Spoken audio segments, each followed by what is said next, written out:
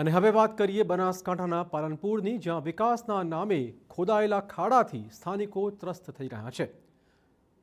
બનાસકાંઠાના પાલનપુરમાં ગોબરી રોડથી જગાણાને જોડતા મુખ્ય માર્ગના સમારકામની કામગીરીએ સ્થાનિકોની સમસ્યા વધારી છે। આર&બી વિભાગના કોન્ટ્રાક્ટર્સે રોડ તો ખોદી નાખ્યો, પરંતુ ત્યારબાદની કામગીરી અટકી પડતા રાહદારીઓ અને વાહન ચાલકોને ખાસી મુશ્કેલીઓ પડી રહી છે। આ માર્ગનું સમારકામ 3 કરોડ 80 લાખના ખર્ચે હાથ ધરાયું છે, પરંતુ છેલ્લા 1 મહિનાથી કોન્ટ્રાક્ટર દ્વારા રોડ ખોદી દેવાતા રસ્તાની હાલત ખખડધજ બની ગઈ છે।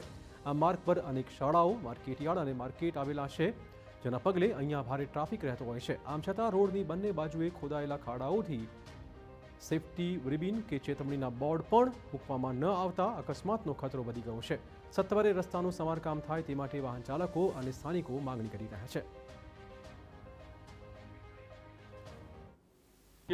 આવા જવા માટે બહુ મુશ્કેલી પડે છે, કારણ કે આજુબાજુ સ્કૂલો આવેલી છે, દવાખાને હોસ્પિટલ જવું હોય તો પણ બહુ મુશ્કેલી પડે છે। રોડ છેલ્લા 1 મહિનાથી ખાંદેલો પડ્યો, હજી સુધી કોઈ એનું કામ થયું નથી। જેમ બને એમ જલ્દી થાય તો એટલી સારું। આ 1 મહિનાથી એ પરિસ્થિતિ છે, ક્યારે બને એની બસ રાહ જોઈ રહ્યા છીએ। આનું કામ ચાલુ છે, બરાબર, હજી સુધી પૂરું કર્યું નથી। આ કોન્ટ્રાક્ટરો ખોદીને ગયા છે, અમને વાહન ચાલકોને, આજુબાજુ રહેણાંક વિસ્તારવાળાને બધાને તકલીફ પડે છે, અને ડસ્ટ બી એટલી ઉડે છે કે જેની કોઈ હદ નથી। હવે આ લોકો ક્યારે કામ પૂરું કરે એની આશા છે અમને।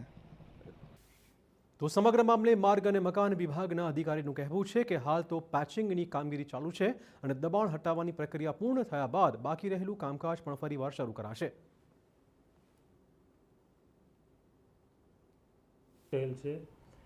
એ પૈકી હાલ જે ગંજ બજારથી પાલનપુર સાઈડ જે ભાગ છે ત્યાં રસ્તો ખરાબ હોવાના કારણે ફૂલ ડેપ્થ રિપેરની કામગીરી હાલ પ્રગતિ હેઠળ છે।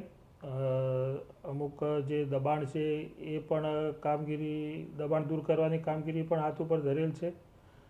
દબાણ દૂર કર્યા પછી એ રસ્તાની જે વાઇડનિંગની બાકીની કામગીરી કરવામાં આવશે, અને કુલ આ કામ પૂરું થતાં અંદાજે 2-1 માસ જેટલો સમયગાળો લાગશે।